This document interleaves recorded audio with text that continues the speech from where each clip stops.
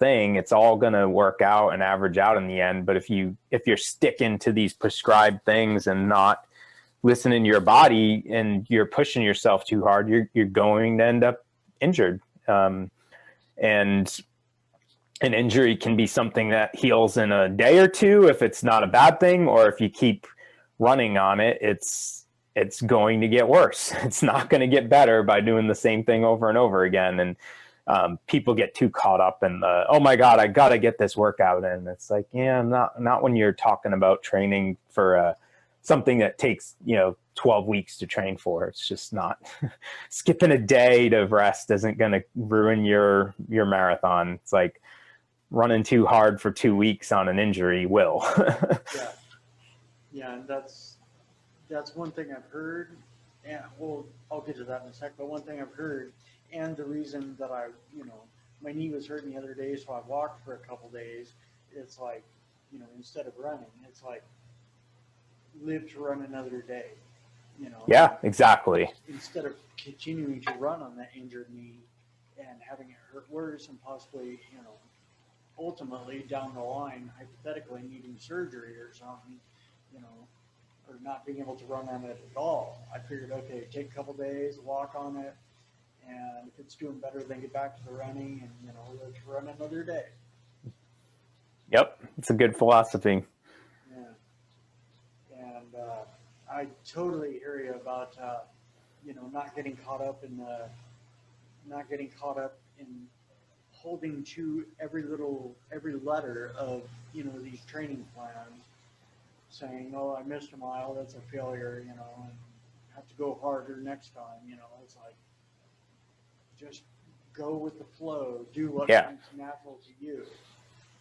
Exactly. Yeah. Running is it's a very intuitive activity, and people need to, or it works better when you're in tune with what's going on and you just use your intuition. And I've never been one to follow specific training plans. I've never had a coach. I've never felt that it's something I needed. And could I maybe have been a little faster or improve my times a little bit with a running coach?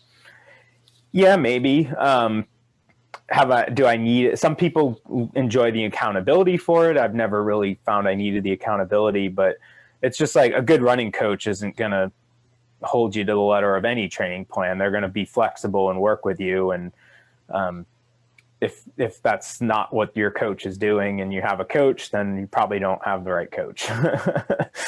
So it's a very interesting thing. And I've coached runners here for a couple of years, and through training program and that we've had in Tacoma. Obviously haven't done it this year with the pandemic, but it's like you just got to give people leeway to do what they need to do and handle what they need to handle. And there's other things in life that influence what you can do running wise too. It's like if you're in a stressful period at work, or you're going through some family stress, or dealing with death, or getting married, or whatever it is, it's all that stuff is going to influence what you can and can't do. And it's like, if you're like, well, I need to run 50 miles this week, but I'm getting married on Saturday, it's like, well, maybe you don't need to run 50 miles this week. It's like, run 50 miles 2 weeks from now. It's like, it doesn't matter. You'll get through it. So. Yeah, exactly.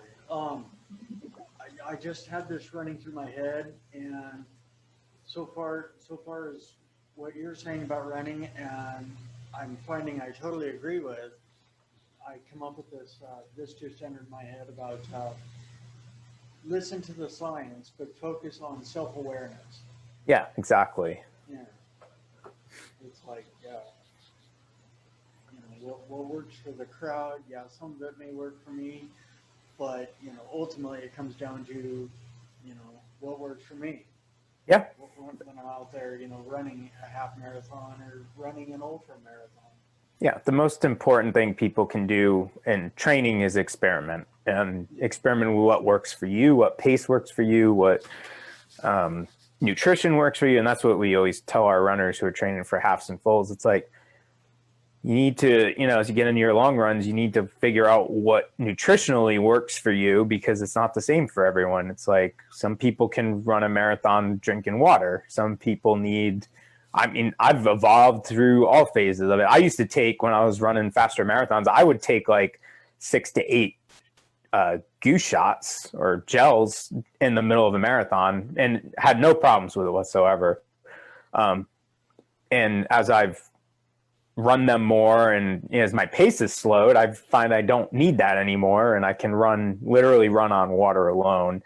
But it's all about experimenting. And it's like when I was in my 20s, my stomach handled that stuff a lot better. It's like I could pump it full of sugar and it wasn't a problem. And now it's like the thought of a goo gel just makes me gag. So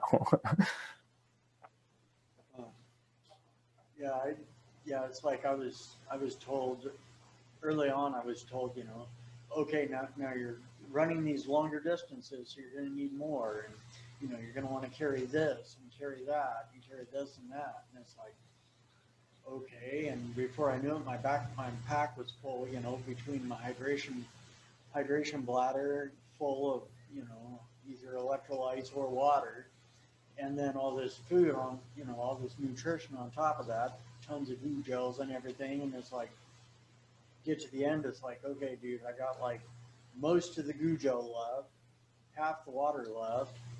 Okay, I don't need to pack so much. And, yeah. And then I evolved to that point where you're talking about, I can get through an entire marathon with just minimal water. Yep. And, so it's just like, just comes down to run. Exactly. Not much outside is needed, just run. Yep. But, depending on the individual, I guess, for self-awareness. Yeah. But, just definitely be aware of, your own needs out there. Because you don't want to get stuck out there and, oh no. Yep. And that's the biggest thing. You summarize it well. It's like, be aware of your own needs, and it's like, be aware, self-awareness around your body and self-awareness around, people forget that their intuition and their self-awareness is probably the most powerful thing they have for not just running, but anything in your life. It's like, just use intuition and self-awareness, and it'll get you pretty far. You know what you want and you know what you need. And we get so caught up in all this other stuff being prescribed in our world around us. So it's like, well, this is how you should manage your money, and this is what you should do by the time you're 40, and this is what you should do for this, and this is what you should eat. It's like, it's good to have guidelines, and there's a lot of science and research around that stuff, but it's like you already know this stuff too. You're into, what you want your life to be like and how to manage things. So, and running's no different. Yeah, exactly. Let's see. I guess that was about it. Sweet. For the questions I had. I don't know. And that was pretty excellent. I think for myself, I forgot my notebook at home, so I'm going off nothing here. I'm just going off my, memory. And normally I forget all the questions, so I have to refer to my notebook. So anyway, I just want to thank you so very much for coming on my, being on the Zoom call, coming on my show today. Yeah, man. And it was a real honor to have you on here and, find out more in depth about your running in this 100 miles, It's like, I don't know, I'm still, that 24-hour pack rim 24-hour run that I did, I ran, I think, 57 miles. Spent too much time at the A-tent, chowing down on food and everything. And of course, a couple times in the middle of the night, sat in my car for a couple hours each time, and it's like, could have got some distance in there, but oh well, my body needed to rest. Yeah. Self-awareness. And, it's like, one of these days I want to do 100 miles, but, and it sounds crazy just hearing that come out of my mouth, I want to run 100 miles. It's like where it starts. You have to want it first, and I did not want it for a long time, and that finally clicked. So it's something that comes to you when you want it, and hey, you may never want it, but it always starts with saying that I'm going to run 100 miles or I want to run 100 miles. It's just putting that thought out there, and that's where it was for me. It's like I spent 10 plus years running, and it was 10 years before the thought even popped into my head. And I used to say, never, nope, not interested in doing it. I don't ever want to run a 100-miler. And in 2017, something just flipped, and I'm like, I think I'm ready now. Like I feel like my body's ready to handle it, and mentally I can wrap my head around it. And that's the whole, it's like, once you can mentally wrap your head around it, then that's where it happens.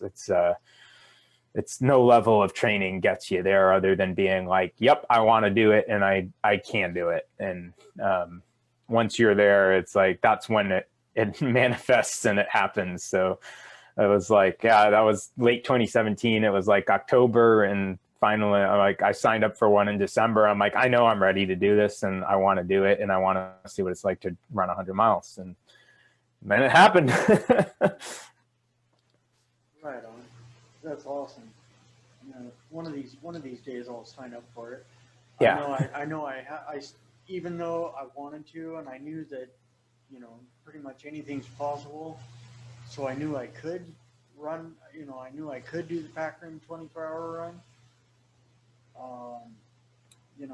I still had a little bit of, I was still holding back a little bit when I registered, and then I'm like, okay, well, I'm registered now. I guess I'm doing it.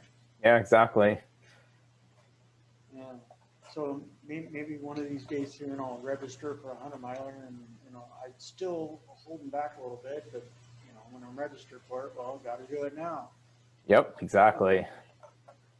I may come in dead last and take like 3 days, but hey, it's got to be done. Yep. Yeah. All right. Well, yeah, I just want to thank you once again for, being on my podcast here, and it was a real honor, Gucci. Yeah, thanks, man. It was a pleasure. Thank you for having me. Yeah, definitely. We'll have to get together and go running soon. Maybe not 100 miles.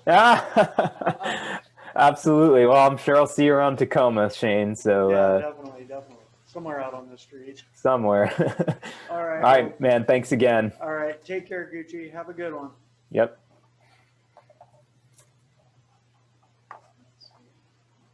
And yeah, I just want to thank all the viewers for tuning in, and for another edition of Positive Vibes, and I will see you again next Sunday. And with that, stay kind, optimistic, and grateful, and have a phenomenal day and a phenomenal week, and I'll see you next Sunday. Ciao. Later. All right. Thanks, Shane.